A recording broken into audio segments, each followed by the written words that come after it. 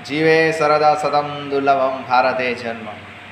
डाकोर में जो बोडाना करके संत हो गए, वो 70 साल तक 70 इयर्स तक डाकोर से द्वारका हर पूनम को पैदल चल के जाते थे। भगवान बिना मेहनत किए हुए यहाँ किसी को कुछ नहीं देते हैं। डाकोर से द्वारका 480 किलोमीटर है, 480 किलोमीटर है। 70 साल तक गए हैं। समझ लो कि वो 20 साल से स्टार्ट किया होगा, तो भाई 50 साल तक वो गए हैं। और जब 70 साल के हुए तब उन्होंने बोला कि भगवान अब मैं नहीं आ सकूँगा। तो भगवान बोलते कोई बात नहीं, तू गाड़ा लेके आ जाना, मैं आ जाऊँगा। फिर वो डाकोर आते हैं। द्वारका वाले को पता चलता है कि भगवान यहाँ नहीं है, तो वो डाकोर लेने के लिए जाते हैं। उसमें झगड़ा होता है और वो बुढ़ानों को मार डालते हैं। तो भगवान एक व्यापारी का रूप लेकर आते हैं और कहते हैं क्या हो रहा है, क्यों झगड़ा कर रहे हो? या तो आप मूर्ति ले जाओ, या तो फिर मूर्ति का बराबर वेट करो और उतना सोना ले जाओ, वहाँ जाके दूसरी मूर्ति बना देना।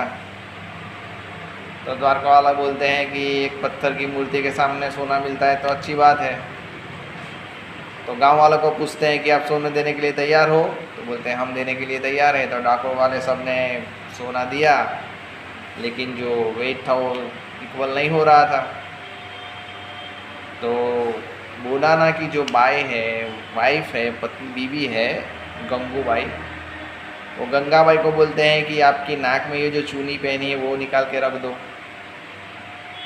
तो वो हंसती है कि इतना सोना रखने के बाद भी जो कुछ नहीं हुआ, वो मेरी नाक की एक चूनी रखने से क्या होगा।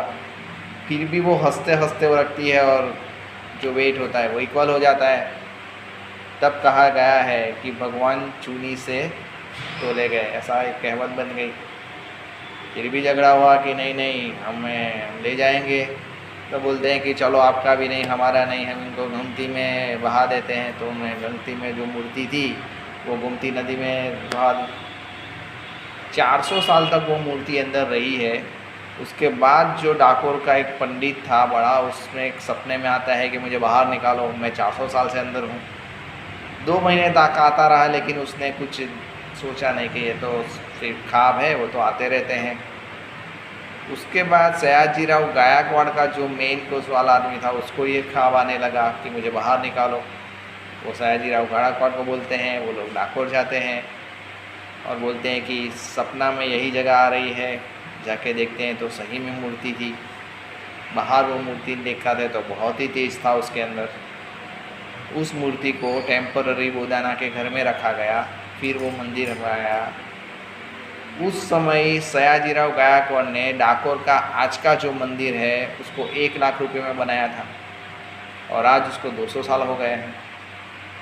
मान लो 100 साल बोडाना के घर रहे होंगे, 400 साल पानी में रहे हैं, 200 साल अभी हो गए हैं, 600 जो साल हो गए हैं।